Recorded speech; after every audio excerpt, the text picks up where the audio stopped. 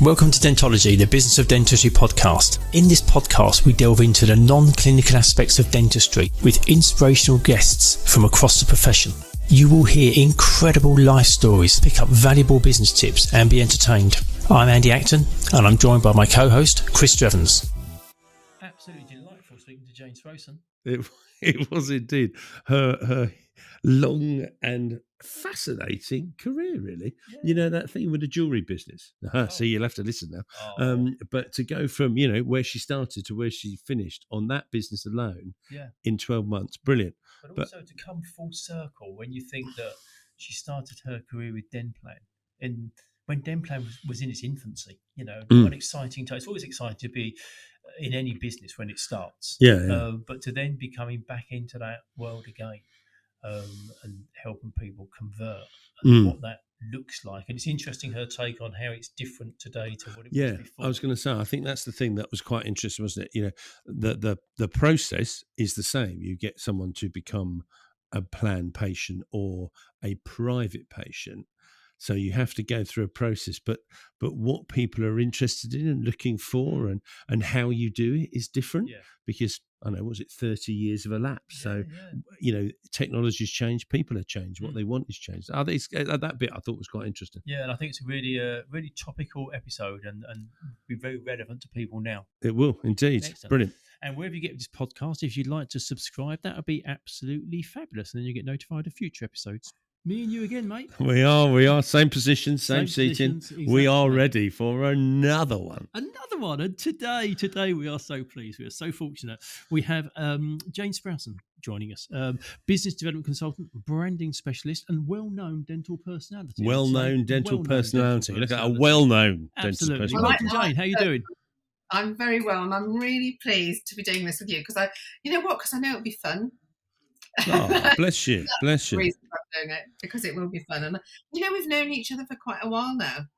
It's been a fair while. It's been a fair while, actually. Yes, quite a few years, but we won't go there. Yeah, we won't do that. But you say the fun thing, Jayne, but when we kind of sat down and sketched out why we wanted to do this, we said, one, it'd be lovely to hear people's life stories because everyone's interested in everybody else. Two, for sure. If we can share some business tips, that'd be great. But they naturally just come out from those conversations. Yeah. And the last bit is it will be fun. But the interesting thing about that conversation about doing a podcast, it came about as a result of the downfall of Clubhouse. Because when we used to do Clubhouse, Clubhouse was a live audio only social media platform. When we all did it for a while and it was good fun and it came as quick as it went.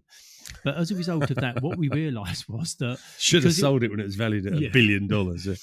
when it was live, people had to be around in that moment or they couldn't listen. Whereas now, by doing a podcast, we record it, we share it across Spotify and Apple and everywhere else, and people can kind of consume it where and when they want. So it actually started out as a result of the downfall of Clubhouse. Yeah. But we did have fun on Clubhouse. It was a hoot. That was super, and it kept us all going, didn't it? But Clubhouse is still going. It is, yeah. Not that I spend much time on it. No, well, it seems to leverage your time much better if you're doing a podcast, doesn't it? I finally turned my notifications off. Oh, did you? Oh, yes. It used to keep popping up when I was thinking, why do I want to listen to something on Clubhouse? The thing is, Clubhouse was great for me because it didn't matter. I didn't have to do my hair. I didn't have to put my makeup on. You guys do it all the time. But when I'm working... What, hair and makeup? Yeah. Yeah, hair and makeup. But I didn't have to bother, and I could be in my PJs and deliver some great content. Or actually get other people to deliver it because I ask the questions. I think the worst thing with Clubhouse, though, was when you joined a group that was quite small, and then people went, "Oh, hello! I see Chris has joined us." And you're thinking, "Oh, damn! I didn't mean to join." And then you have to subtly disappear because it was the wrong group you joined. I did that a couple of times, not paying attention. You want to come up on stage and actually you can't because you're actually doing something else and you feel really bad. Yes. You're just being polite. I am invited on stage today. I have accepted and I'm happy to be here. Thank you. Exactly. Thank you. So that was our inspiration for starting this. So before we get into your dental experience and journey, what do we need to understand about your upbringing to make sense of who you are today, Jayne? Yeah, I'm from North, so I come up from North, and we tell it how it is. You may have noticed Whereabouts you up retained that north? trait well. Well, can I just say this? Because when I was born here, which was a long time ago, because I'm back north now, I say I'm here, it was North Yorkshire, and I'm sticking to that. Okay, it is no longer North Yorkshire, but I think that if it was at the time North Yorkshire, I don't see why I can't identify as somebody from Yorkshire. Right. Have you become another county then? It became another county. Yeah. Oh, Not wow. good. Not good. Wow. So yeah, I came from the north, and from my background, I think about me is my parents were real workers. They wanted to have things that were better than they had. You know, they were Catholic. My dad's family were Catholic, so there was 12 of them, and this is like almost like that. What is it? The Monty Python sketch, about we're from Yorkshire. Yeah. Dad used to go out and lick road 26 hours. And all that. So, but it is a little bit like that. And so, but they were desperately. So I was born in Middlesbrough. Did I say that quietly? In Middlesbrough, which isn't, And so I was born there, and they quickly took me to a very nice little middle class village in County Durham, and I had a very nice life there. And I only went back the other day, and I thought, do you know what? This is absolutely idyllic. I'd forgotten what they did for me, and they worked so hard to do that.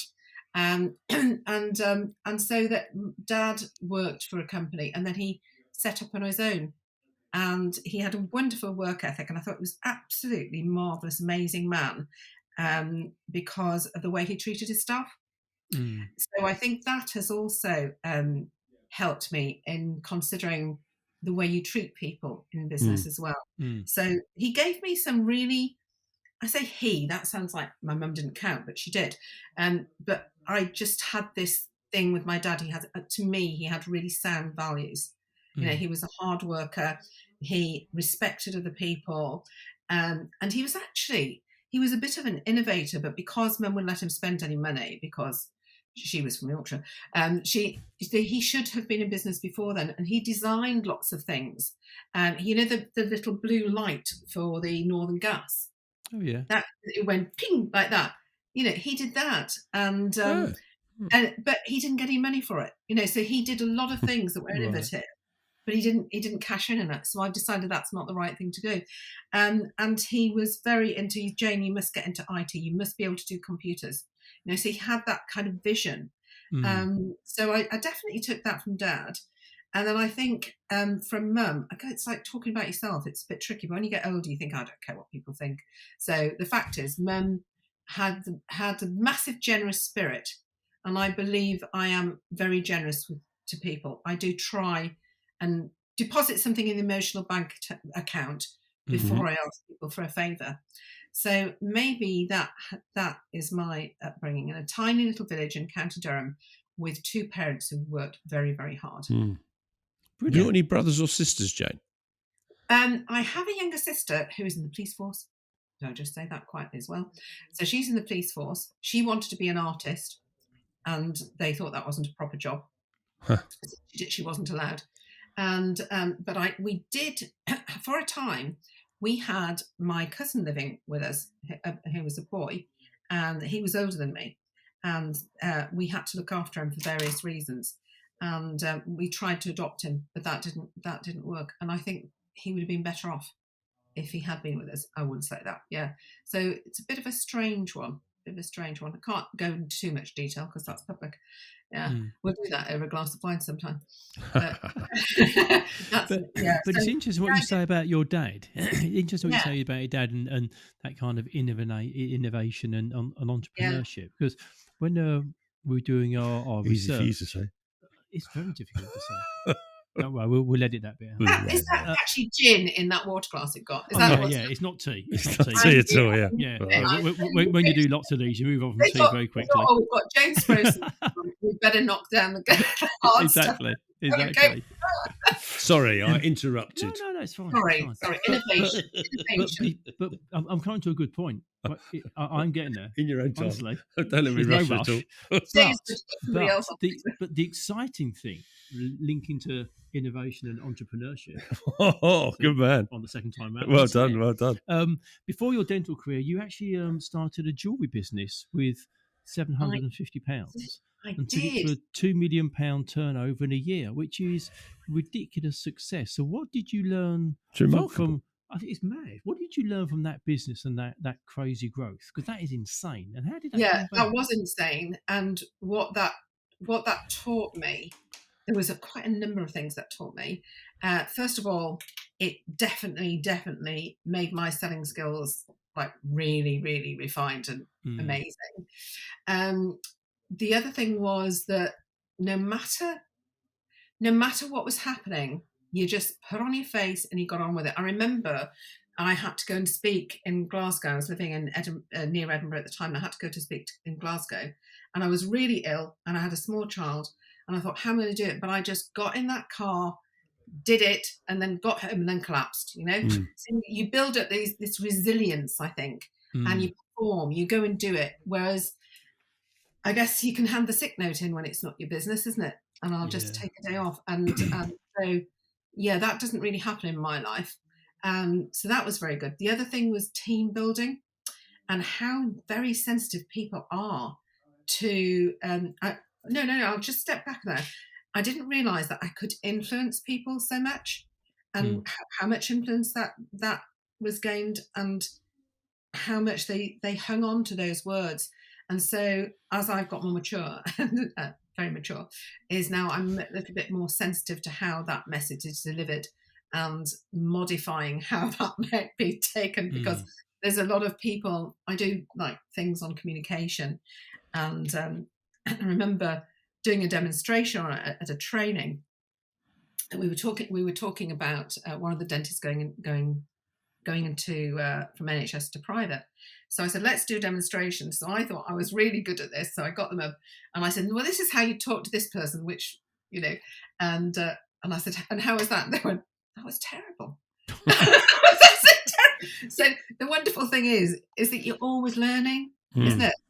And I think that's really important as well. And I do understand that one of my triggers, my motivating triggers, is to learn constantly. And I am like a sponge. So, one of my clients was saying, I see you just did those branding strategist exams, and bear in mind that I'm a lady of a certain age, I can have the label she who must be obeyed now, definitely. And I said, and they were like 20 years younger than me. And I thought, yeah, but why wouldn't you want that level of competence? Why wouldn't you want that level of knowledge to share clients, to know that you were giving them the very best advice that you could possibly. And also, as importantly, to know when you are not the right one to give that advice. Surely that's important as well. So we got stuck. We do a lot of financial analysis on before we do help people with conversion. And there was, most of them we just don't have a problem with, but there was one that just wasn't making sense at all. So we said, no, this is the time when we need to go and get the financial advisor in, and because we were going through it and thought, how come? So you have to know when you've got to ask for help from a person who's got more knowledge. It's like when I ring you up and say, what about this valuation? Do you think this is worth looking at to sell rather than convert? And that's not my expertise. And one of the best days of my life, I have to say, I was 43 by the time I learned it, was you don't have to be best at everything. No, definitely not. And you can't be best at everything. No. When you said about childhood, I was head girl, I was this, I was that, I was quite high achieving. And what that does, or what it did to me, it made me think I had to have the answer for everything. That's the way I got the reward, And so I was ancient. I was 43 before I realised that, no, you're better off just surrounding yourself with people who know better than you. Yeah, definitely. And it's like letting the ego go, So all these little lessons. But you were talking about this jewellery business, and I've taken you off piece, haven't I? So team building, working smarter with my time, because I was doing silly hours. It was like doing 7 days a week or something like that. And what else did I learn? Yes, I learned that celebrities take advantage. That's what I learned. There you go. Yep. Celebrities can take advantage. And that was I guess that was the first type of influencer. And I used influencers then. So used a Scottish celebrity, and we had, but I tell you who was the best one was Bruce Forsyth. He was absolutely fantastic. We did this fashion show because it was jewellery, and we had bonus. Yeah, he's off now, isn't he? But we had this. We had a well-known newscaster, and then we had Bruce, and he gave you the bonus because he came in before. He talked to everybody. He sussed everything out. He didn't escape straight away. He did the autographs, and he charged us a lot of money. The newscaster, also well known, but will remain unnamed. Gloss over the name. Yeah, gloss over that name. And I'm sorry, Miss doesn't have the right outfit for that night, so we need a budget for an outfit. And then it was, all these other demands, and it was for her. It wasn't like she was giving them to charity or anything. It was for her. And then what else did they do? Oh, they were in at the last minute. They weren't terribly friendly. They did their job expertly. So the technical bit was marvellous. She looks lovely. That technical bit was one, but it was the customer service, the small, bits that make the difference. And I've always been massive on customer service to differentiate you. It's funny, isn't it, Jayne, that all those years later, you still remember.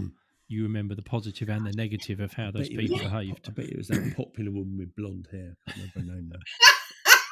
I'll tell you over that glass of wine. Yeah, I always felt she looked a bit shifty to me.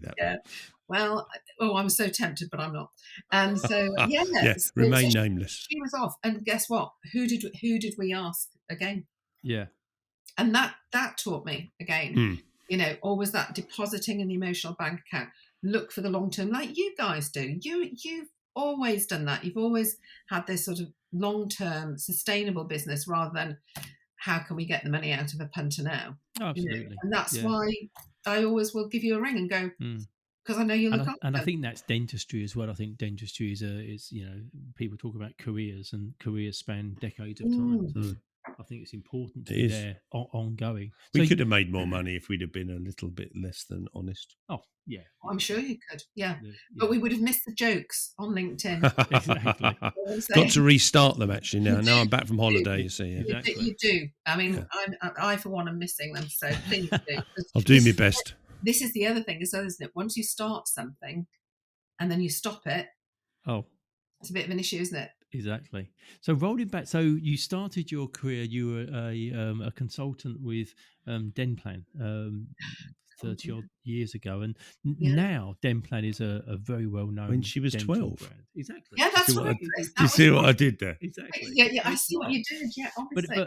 But now it's well known, across dentistry. Everybody heard of Denplan. But you were back at the beginning. It only started in '86, so you were there. It'd only been running for a few years. So what was it like being at Denplan in the early days of developing patient plans? It was absolutely fantastic, and you will still hear names now in different companies of the people that I was with. So Mark Adams, you'll know Mark Adams, and you'll know Nigel Jones. Plan. He was the best boss I ever had. He was. I'll have to tell you a story about Nigel Jones. I'm sure you won't mind. And then also Janice Charlton.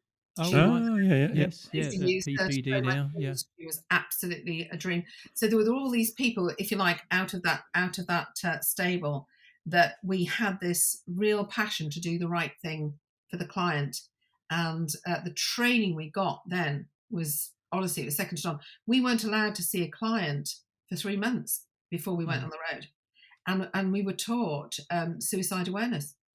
And I was thinking, really, that sounds a bit rough, doesn't it? Wow, that's quite first day out, I managed front foot, isn't it? Flip.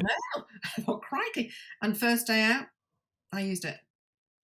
That is how prepared they were. I think it's split now, and I'm not going to run them down, but I've always got Denplan to thank me for the thorough initiation you really need for the dental market. They were an amazing company. And of course, people buy out, they sell on and they buy out and things. So I don't know what it's like now. I just have some small connections with them, but it was phenomenal. It was entrepreneurial. They allowed me, basically, that's your area. Go out and get these dentists to recruit patients. And when I went in, I was covering Bradford. So Bradford, and I loved it because I had to go first client in Bradford, rocked up into the car park, and it said, and it was right next to, get this, because it was a place called Idle. You know Idle in Bradford? Yep. Idle Men's Working Club. There you go. So, and I just, if I'd had an iPhone, then I would have taken a picture. It would have been on Instagram, wouldn't it? So I did Bradford and Leeds and York and Harrogate. Harrogate was terribly posh. So I covered all that area. And basically, as long as you got the numbers in, you could do. We had to produce a business plan. Yeah. And we got on with it. And when I went in, everybody was going to Bupa. Right. So I thought, crikey, how am I going to do this then? So it was a case of, my plan was to go and see the key clients and say, what do we do to keep you? You know, what's gone wrong? And that's how I started off. And I made my name like that. And of course, I hadn't come from dentistry, so I had to go and do something to prove myself, because a lot of them were like ex-nurses or ex-whatever. What can I do? So I went to the British Dental Health Association. Is it the and one of those anyway? And they did a certificate in dentistry for non-clinical people. And I'm not sciencey at all. I'm definitely not sciencey. And I thought, I've got to read this and pass it. And so I told my top 3 clients, I'm doing this, so that I had to do the work because I didn't want to read about science. It wasn't doing anything for me. So I did it. And I got whatever it was, the highest thing, because obviously, because I was head girl and I achieved that again, you know. So I did that, and that gave me some credibility with them, that they could see that I was interested and it wasn't just a job. Oh, good for you. You know, so that was important to me, because this is their life. You know, so it was that was a very long answer, wasn't it? It was phenomenal, and it was fun, and it was entrepreneurial, and my motivating trigger. I learned absolutely masses about. Brilliant. Yeah. And then after that, you then went on to open a dental practice integrating aesthetics. And lots of people listening to this now will be like, well, yeah, what's the big deal? But when you did it back then, that was kind of trailblazing stuff, wasn't it? So why did you do that? And what challenges did that bring about? Because that wasn't a traditional way of working. Botox. It wasn't really. No, it wasn't. I'd read when Jonathan and I opened that practice. I've been reading. So just for those that don't know, Jayne, John, your husband's a dentist, isn't he? Is it? Yeah. Dr. Jonathan Sproson. He was dissatisfied with his practice arrangements, and I said, look, you either put up and shut up or do something about it. But that's me, isn't it? So I started. How did you meet him, Jayne? Sorry, just going back. Did you meet him being Denplan? I met him through Denplan. Yeah. You would, wouldn't you? And I did not want to. I said I would never, ever date a dentist. And then he came along. There we go. There you go. So, it must have been a soft spot there. So I went and did some research, and there was this guy called Perry 6. Now, how is that not a marketing name? Perry 6. It was the number 6. And he wrote a book called Open Wide. Is he the guy? Was it something like Demos or something? That's it, the Demos report. Yeah. Hey, Chris, good man. See, I remember. See? Yeah, you get a star for that. Thank you. So, it's that name, Perry 6. Perry 6, yeah. I'll have to change mine from Jayne Sproson, won't I? It's not very memorable. So you become Jayne 3. Jayne 3. So he wrote this book, and I thought, this is the future of dentistry. And also, there were other people influencing me, like Paddy Lund, because I'm on the customer service, and I thought, this is how it should be done. Why does it have to be this dreadful experience, you know, that I've got to see the dentist, you know, it's the dentist, isn't it? And I thought, it shouldn't be like that. So I started I'm a visionary. I don't know if you've ever come across Colby Index A. Have you ever done that one? No. We'll do that over a glass of wine. We'll leave it. It's 2 bits too serious for this. So I'm a visionary. It's a lot of glasses of wine coming. Sounds like a bottle. We're all up to a bottle. We're building it up to 3. So I'm a visionary, and I just thought of, you know, how would I want it to be if I'm the target market? How would I want a dental practice to be? I wouldn't want it to be that visit that everybody dreads. I'd want it to have a slight luxurious feel. I'd want it to have what we did, we said, right, okay, how do we make sure that the environment and the customer service reflects what's going on in the surgeries? Because none of the punters know whether your crown margins are marvellous and they're the best. They don't know that. But they certainly know if you've got really fancy loos with stuff in, and you've got beautiful art on the walls, and that when you come to reception, they don't say, take a seat with a miserable face. So I worked on all those, what do they call them? CNEs, critical non-essentials.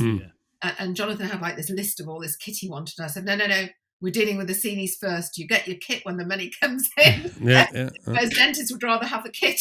Yeah. Always. Well, they're technicians, aren't they, really, ultimately? And then, like, the patient journey was how we designed that practice, and also the infrastructure, because, you can go to practice and thinking, but you don't have anywhere for a patient care coordinator to go. And when was this, Jayne? When did you start that project? That was 2000. Wow. Yeah, 2000. So, yeah, you see, that was... and so, there'll be some big names that who in aesthetics now who talk to me to say, do you think this is a good idea? So I was going for my Botox, obviously preventative at that time, and I thought, hang on a minute, this is a bit scabby, patient journey. I can do this better. So I started to look into that as well, and I got because I like to do things properly. Here's the thing, going back to the children thing. My first sentence sitting in the pram was, I'm not properly, because I wasn't sitting properly.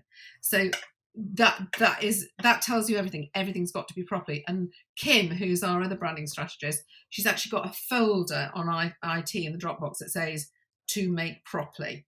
Okay, so that kind of tells you about the standards I started off with. Okay. I'm not properly. I'm glad you've told me that now rather than before when we did that thing in Leeds. I'm not You did it properly. I was very pleased with you. Thank you. Thank you, Mom. You must be obeyed. So we had to do it properly, and that was the thing. Everything had to be properly, and I trained for all of those. The team, I did a 3-day induction, which might sound excessive, but that's how much I believed, and you had to invest in your team. So everyone, all the dentists, the hygienists, everyone went through a 3-day induction program, from which I had learned from Dentplan, the standard that we had from when we first. I think it's great. We sort of do a similar thing, not so much as in 3 days, but we make sure that any new team members, they just have to start and understand dentistry, because you have to explain what an endodontist is, and because they have no concept of dentistry, and as we deal with dentists, it's so important that at least they've got an idea over what our clients are talking about. Over, and a crown isn't something you have on your head. Yeah, exactly. Yeah. And also, when you're only dealing in one market, I think we've all got a duty of care to understand that market well. If we were operating in very, very well. I think it's just from a credibility point of view, but also I think if you're interested in the people and the profession, you want to understand it. It's not that you're doing it just because it's your job. We always say, Chris and I, we're both quite nosy. We like asking questions. We like finding out what's going on, and that's easier if you know a bit about the people you're talking to. It becomes easier. Be interested, isn't it? We say to our team, be interested, because people can spot being interested and being sold to. Yeah, we did a 360-degree thing, and they put certain things, and they said, Jayne is curious. Yeah, that was the polite way of saying she's really nosy. Yeah, curious, nosy. They're good traits. There's nothing wrong with them. No. So I know we're jumping around a bit here, Jayne, but you then sold that business, and then you moved to Jersey in the Channel Islands after that. So was that for business? Because you were out there for a fair while, weren't you? Yeah, well, it was. We were out there for 5 years. We had a little interim where Jonathan was in Ludlow working for a corporate, which was always interesting for him. And then I did some consultancy for a lovely, lovely man who was an ex-director of Dentplan. Right. And he saw me. This is the swanky bit. I'll just name drop. And he saw me at a dinner at the House of Lords. I love doing that, don't you? And he came over to me and said, "Jayne," and he said, "I need you to come into the practice." So I did. But there was a partnership, and it was a bit tricky because, if one not like you, obviously you've got a perfect partnership, but if one person says, "Oh, I think we ought to do this," so he was clever and said, "Look, you just come across and do this," and then they can't see you, it's on a podcast, but that was cute. And so just do this. So it was kind of proving my worth, if you like. Right. So I went to prove my worth, and the next thing, we were there 3 days every month, me and my PA, transforming the business, which was a good business, but it was great. But then there were a couple of things with dentists, and I thought, crikey, they're going to need somebody to fulfill this. And obviously they don't grow their own dentists in Jersey. So I just said, look, you can, Jonathan can come and do some, he can come and do some locum for you, because I know he's finishing this contract with the thing, if that suits you. And then they heard him speaking at the BACD, and they said, well, we don't want him to do locum, we want him here. The next thing I found out, he's over in Jersey and I'm still in Shropshire. So we had to make that transition. But then we went over, and there were certain things that happened, and there was about 1.5 days worth of dentistry for him. And he wanted 4 or 5. So they didn't grow their own business development managers there that knew about dentistry. So it was back to the coalface for me, and to develop this business. So that was very useful, because I had forgotten how tough it was in operations. Right. Tough it was for the practice manager, for the business manager, for the operations manager. So when this consultant comes along and goes, well, you should be doing this, and why don't you do this, with all their great ideas for the solution base for what they want, forgetting how time consuming and overwhelming it can be. And I really wanted to give really good value. I didn't want to be one of those consultants that just took the money and didn't good, like supervise neglect. Hey, I didn't want to be one of those. And so I thought giving it at this pace was showing value, and I was so wrong, because actually they were feeling like they were failing. So that was an enormous lesson for me to say, just like, we'll go at your pace, you dictate the pace. And as long as I give value in those sessions, then it doesn't matter how long it takes. So that was definitely a pivotal moment, an epiphany for me, going back to the coalface. It's probably a great experience as well, actually, because it just, as you say, it just reminds you of how hard it is. It is. And then it also means that when you're then talking to other people, it's, I've done this and I've done it quite recently. Yeah, absolutely. Because, when we set up our own practice on a business park, I was doing reception, I was doing practice management, business development management, training. I was doing all of those jobs. I even cleaned the practice every night, because I couldn't find, you're going to laugh, I couldn't find a cleaning agency that would do it properly. So I did that. So I did that as well, until I found somebody that I thought, they can do it as so well to the standards that we want for our patients. Right. It was a really good lesson. The only thing I haven't done, I think, is dentistry. But even then, I did the nursing for the aesthetic practitioners. When I set that all up, I set everything up, the patient journey, how to do it, and given how much you've done, Jayne, and like you say, other than picking up a handpiece, you've done everything else. What would you say what was your highest and lowest point in business? Good question. Highest point in business. This is again one of the motivators. I think highest point was when somebody said to me, somebody actually wrote in their book, they wrote a book and they dedicated it at the front and said, I'd never have been able to achieve my dream if it wasn't for Jayne Sproson. Wow. That's nice. Because I believe that I'm here to facilitate other people's success.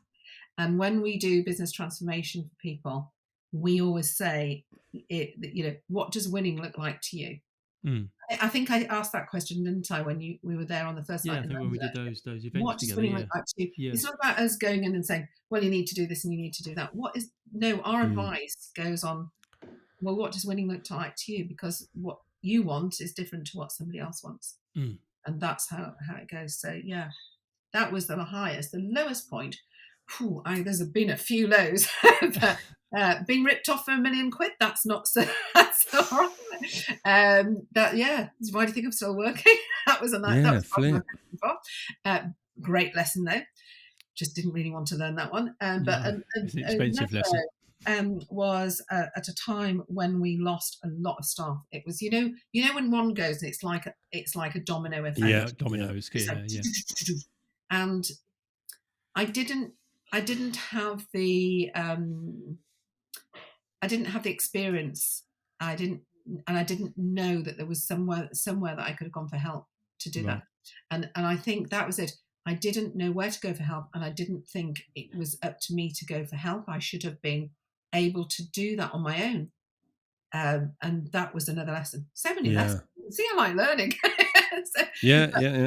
But yeah, that was a real low, because without going into too much detail, there were a lot of lies being told. I don't mind what anybody says, just make sure it's the truth. I don't care if you like me, you love me, you hate me, but tell the truth. Just be honest, be upfront. Just be honest about it, And they weren't being honest about it, and that killed me. Yeah, that hurts. Yeah, it really those insidious saboteurs, isn't it, in your own business? It was, and it wasn't fun either when some of them went to a practice, and that practice started ringing up patients and saying, "We can do you dentistry cheaper." So naughty. So moving on to the next, evolution of Jayne Sproson. You're now you got your Chartered Institute of Marketing qualification in strategic digital marketing and C-level brand strategist. Ooh. What is a C-level brand strategist? Explain to us what that is. What is a C-level? C-level is like your. See what I did there? I did. I didn't see that. What did you do? I said it's a crap level brand strategy. I just for those listeners, it is obviously isn't, because Jayne's going to tell us. I'm just going for a cheap joke there. You've had 3 now. Okay, so that's enough. All right? Thank you. A triple comedy. So C-level brand strategy. So basically, I can go into the boardroom and deal at that level. So that's what you can do. That's the sort of things that we had to do to qualify, to give brands that you would know some advice. Though they were like our case studies, if you like. So and so for me, applying that to dentistry is just like a dream. Because I mean, in a way, you've sort of played it down a bit, really, haven't you? But we both work for large. You played it down by saying crap. Yeah, we okay. I'm building you up again now. But we work with big old banks and stuff like that, and to get someone into our boardroom to talk about our strategy. That's a big deal. It's not like you wander in and rock up and you get out a little PowerPoint because there are people in that room who are going to give you so much hassle. Well, explain that to me. Tell me why we should do that. So, ultimately, that you sort of played it down a bit, but it is quite a big deal. And branding's become a big deal, isn't it? I know you kind of you repeatedly say branding's not a logo, because people still think that if you get a logo, the job's done, and it's way more than that. We'll all go to Fiverr for that, can't we? Exactly. But I think you're at the right time, because I think a lot of people are thinking much more deeply about what a brand is and what their values are and what they stand for, and how does that fit with their team, and are their team aligned? That whole movement is going in the right direction. Putting an apple on it isn't the or thing now. Please, a tooth. Yeah, an apple or a tooth, and calling it Smile or something. Yes. Smiley this or smiley that. Yeah.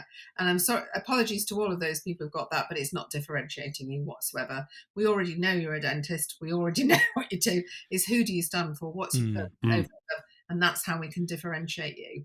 And marketing agencies will go in and they will start from the point of, well, who's your target market? No, sorry, marketing agencies, but that's what I've experienced. a lot of, not those who are obviously brand strategists. Well, who's your target market, and all of those type of questions. And we'll do a website and we'll get your SEO. And we start with the brand, which is really it's you. And that's so true, isn't it? And especially in a dentist, you are the brand, you carry the brand. And we find out your brand personality. I've been analysing your brand personality. I'm thinking, I wonder if you could tweak that because there's a lot of jester in you, and so. But you see, if you look at the NHS brand and you look at that logo, let's talk about identity, because that's the bit that people understand. The NHS is blue, isn't it? It's the blue banner. And that is a good colour for a carer, because it's a caring profession. Good colour for why would you? well. It is a good colour for podcasting. Yeah, if you're interested. Podcast, it's caring. However, why would you, if you were transferring from NHS to private, for instance, want your visual identity to be similar to the NHS, or, for instance, my dentist, because they're attracting NHS patients? You've got to differentiate yourself, and people do understand colour. So, yes, it is important, but it's only part of it. And we don't leave people after they have done their identity. We do the organisational branding, so that the values and all of that are actually within the whole company, and therefore more productive, the less likely to leave. I mean, if you think of all the things that are happening, you've got dental tourism, you've got people leaving the profession. If you get your brand right, you attract the right people, whether it's patients or staff or whatever. And the brand lives inside somebody's head. It's not yours. It's how they perceive you. And so what we will do is help people, if you like, be in more control of that narrative, so that all this noise that they're hearing and seeing of marketing right now, I mean, look at all the platforms you've got, that they'll be able to understand your brand more quickly. And don't copy the person down the road, because they're not you. You can be inspired by them. But, you take Manarina Rose, look at her brand. It's absolutely fantastic. It's luxury, it's top end. Yeah. But don't do it unless you're luxury top end, because that's right. Yeah, what's going to happen is you're going to have a misalignment with the provision of your service and what you do and what they're expecting. But somebody like Manarina, she understands who she is, what she's about, who her audience is, how that has to look and feel. Definitely. And she's manifested that in an amazing clinic. Absolutely. Everything about it, it hits the mark on who she is. But I think the start point is not enough people understand who they are. And I think if you don't spend enough time working out who you are, you're never going to be able to represent that. No, I agree. Yeah. Absolutely. So we spend a lot of time on that, an awful lot of time. And then we will look at other things like what trends coming up. We also identify your evil. What don't you want to stand for? At the end of the day, why do you want to market to everybody? You don't, do you? Yeah. Get rid of the people that aren't going to value. Because if you're going to go from NHS to private, why jump from one treadmill to another? Get the practice you want, get the patients you want, do the dentistry you want. Yeah. So it goes way beyond that. It's not the colouring in department, is it, Chris? The colouring in department. Yeah. Well, it's easy, isn't it? Yeah, it's marketing, it's branding. There we go. You mentioned a couple of times there, Jayne, as you were talking about converting from NHS to private, and obviously that's how your career started at Denplan, but that's a big part of what you do now. You help people convert from NHS to private. What's different today compared to 30 years ago when people converted, at the beginning of your career to where we are now? Is it easier? Is it more difficult? Is there more of a general acceptance among patients to purchase private dentistry, or are there just different challenges? That's a very, very good question. That's multi-layered. Are you ready for this? Okay, so What's different now? So let's take Jonathan, for instance, who converted his practice 1 million years ago. Not quite 1 million, but almost. And when he converted it, there was one plan provider available. That was Denplan. That was the only kid on the block, and everybody else around him was NHS. So imagine. I see dentists every week. They're broken, absolutely broken, on Zoom, telling me about they're financially breaking. emotionally breaking, physically breaking, and that, that's not how it should be. No. And of course, why is another discussion. But they've all got the same fears. I've worked this hard, and what if it's a popularity contest, isn't it? What if they reject me? Can you imagine that? It's like putting yourself up. It's not just like up for head girl or something. This is like your whole business, your whole lifestyle. You might have a couple of kids at private school, or you aspire to have those kids at private school or whatever, and to have a nice lifestyle. So one dentist said to me, it's like, she said, tell you what it's like, Jayne. Do you guys ski? Have you ever been? You do, don't you? Yeah. So when you come off the nursery slopes and all you can do is bend the knees, yeah, and then you get onto the better ones.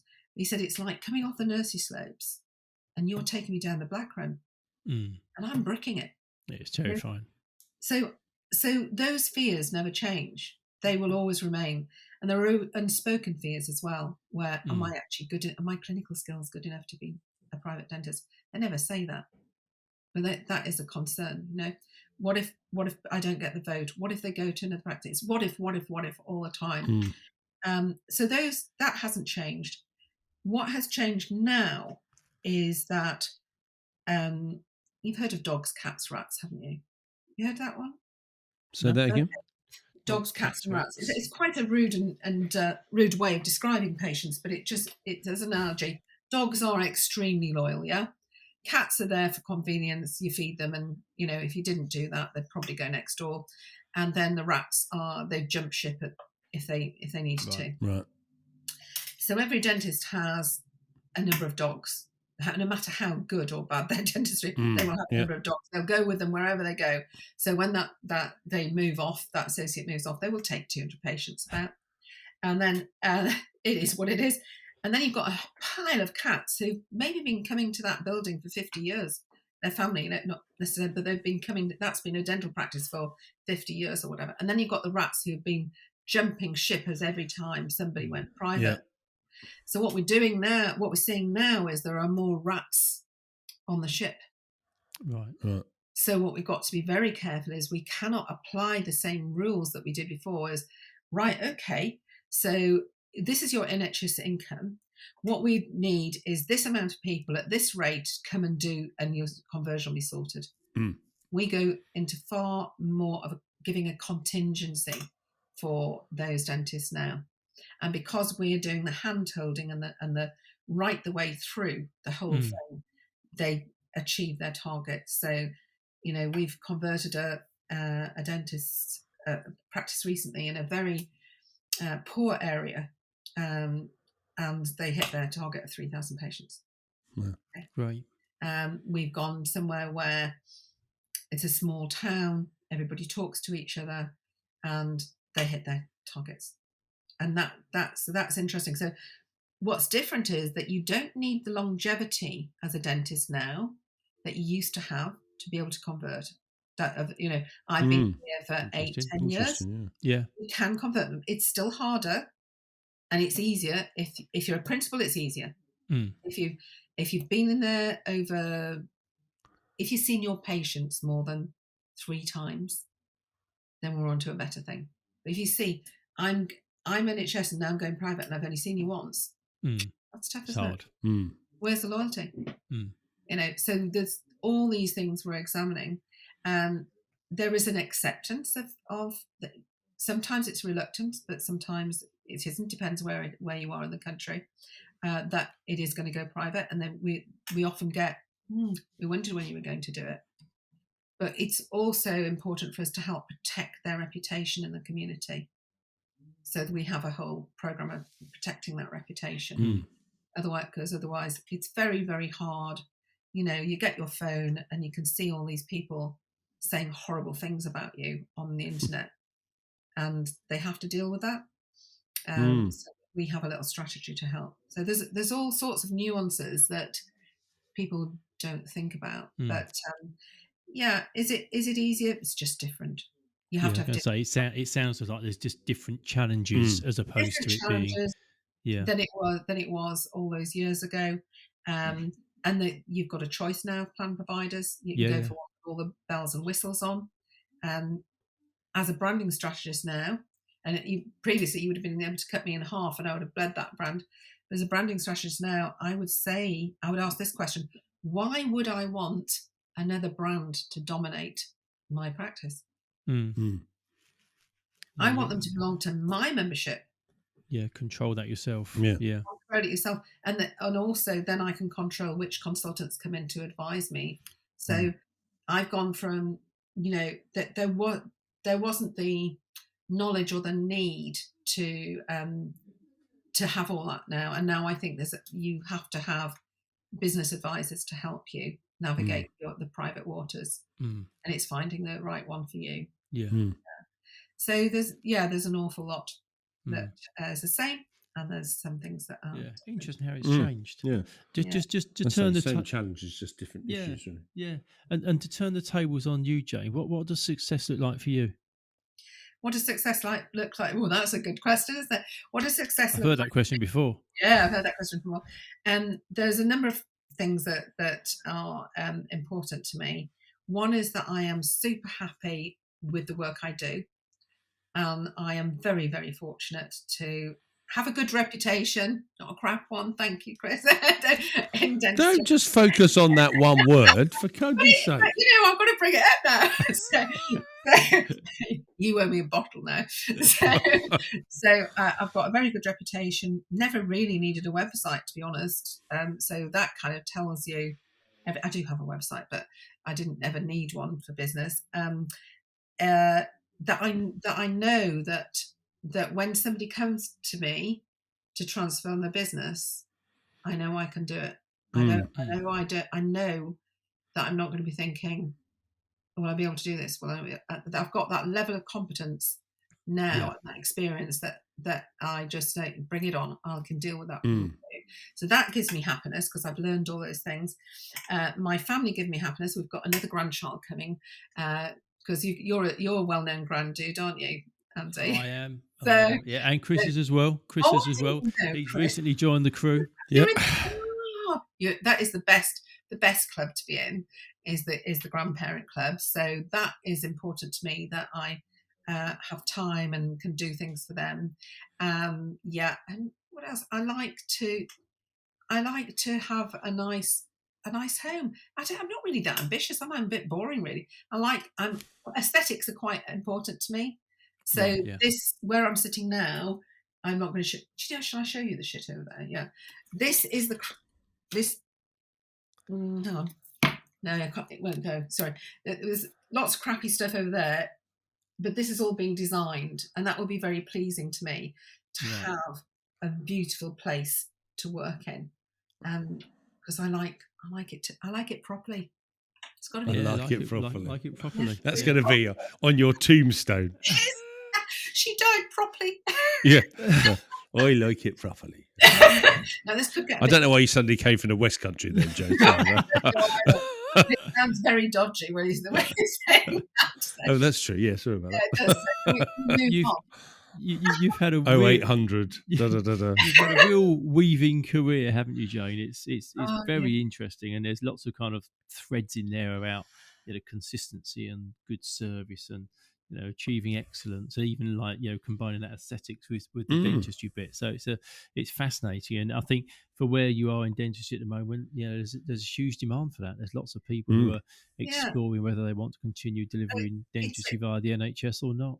It is massively opportunity for me, but it's like what I'm doing now is like what I used to do, but on speed, because of all the experience and all the knowledge and all the things that are available now that weren't available. It's like, well, let's take that and put it on speed, and that's what it's like. And we don't leave people at conversion. We take them beyond, because they are now competing in private practice. Yeah, they have to up their game. They can't. You can't deliver what you did before, and expect people to choose you to be their private practitioner, or expect you to retain those patients. You've done all that hard work. Yeah. What's the point of doing all that and then they walk out the back door to somebody else? Because think like this. Then, if I'm going to have to pay for my dentistry, I'm going to look around. Thanks. I'm going to look around to see what's out there. Yeah. Yeah, you know, it's true choice. True choice. You know, so after the panic bit's over, we've got to say, come on, why are they choosing you? And they've got to get those messages over. So we do a lot of time with the dentists in the treatment rooms to make sure that the messages are strong to the patients, that the whole patient experience is absolutely properly, you know, and achieving what they need to achieve. Yeah, so that's good. It's organizational branding. Yeah, brilliant. Rather than a bit of a logo. That's good. Very good. Jayne, we always very interesting. We always finish up in the same way. So we have two questions for you. Dun, dun, dun. Our first question for you is: if you could be a fly on the wall with somebody in a certain situation, when and who would you be with? A fly on the wall in a certain situation. So I think I would have liked to have been a fly on the wall with the Queen when she was with what's he called? Daniel, what's his face? Bond. Craig. Daniel Craig. Because wasn't that magnificent? I mean, I know that I could give you something really serious and cerebral, you know, but I would really like that. I just think it would be fun. It was well done, and I bet it was a hoot. I bet it was. I bet they had, because she apparently had a wonderful sense of humour, and I bet she's needing one right now, wherever she is. So, yeah, I'm sure. But I did think Queen did it properly. I really did. I think she was a good brand ambassador if there ever was one. Yeah, definitely. She was. She understood her role incredibly well, and incredible lady. So whether this is going to be related or not, but the follow-up question is: if you could meet somebody, sit down with them with a glass of wine, who would you like to sit down with? Well, I would like to sit down with Marie Antoinette because you know what? There's a lot of us ladies, we do moan a bit about, you know, we don't have it as easy as you guys. But if you go back in history, they had to really work hard at just surviving, and to have somebody who left her home at the age of 13 or something. Yeah, you know, in another country, speaking another language, where they were mocking her. That's, you know, you've got to have some sort of amazing resilience and some sort of just fantastic personality to have to deal with that. And she, I mean, I know she came to a demise, but I just think it might be quite fascinating, and you might learn a few things of how to deal with situations. Yeah, especially when you're hungry at the gates. Yes. Yeah, there weren't any antibiotics then, so you know, how did they do that? I just think, and also it must have been pretty fabulous. If I like the aesthetics, imagine all those palaces and what have you. Probably a bit stinky, but probably very beautiful. Very cold. Yes, and actually very cold. So I think there's lots of different elements of that, and that's probably, you know, I probably should say something, you know, I should Mother Teresa or something like that. But I do like Mother Teresa. No. We've had some very obscure ones, so you're fine. But I do. It's very, very rare we get a repetition. It is. It is very rare. I don't think anyone's done Hitler yet, have they? Did someone do Hitler? I can't remember actually. No, we've had some quite not weird. That sounds a bit rude to whoever they were, but there's been some very sort of like left field, hasn't there? Like, oh, okay. My view is that, you know, there's enough hard lessons and hard stuff in life. So I think she had a bit of fun, didn't she? So that's where I was looking at. Where can you find somebody who did something quite amazing, but they also had a bit of fun? That's the person I could come up with. So. No, good answer. Cleopatra. Absolutely. Yeah, Cleo would have been all right. Yeah, anybody like that? Yeah. Apart from when I think about Cleo, that just reminds me of a Carry On film. Infamy. Yeah. So right. I mean, there are lots of people I would like to sit down and have a glass of wine. Yeah. Oh, I'm sure if we could have a long table, we'd have a lot of people. Yeah, there. Definitely. Yeah. Yeah. So, but can we, the next time you invite me on, because I know you will, there was, because I've done it properly, can we do a dinner party thing? Who would you invite? Okay, yeah. And we could have more people. And you could And then you could also say who you wanted to sit next to. Yeah, yes. well, you could do like a dinner party special, couldn't we? That's always a tricky one, isn't it? We ask people When you do a dinner party, who do you sit next to? Yeah. Well, Jayne, it's been an absolute treat. Thank you for your brilliant. time. Thank It's been really good. It's been really good. It's been lovely just to almost wander with you through your career. It's been really interesting. Thank you. No doubt we're going to be seeing you at an event at some point very soon. Yeah, very soon. Because the dental scene's back and open, and we're getting through the start of the new year now. So thank you for your time, and hopefully we'll catch up with you soon. Yeah, brilliant, lovely. Thank you for listening to this episode of Dentology, where we discuss the business of dentistry. If you like what you heard, please do subscribe where you found this episode. That would be amazing. And also follow us on Instagram.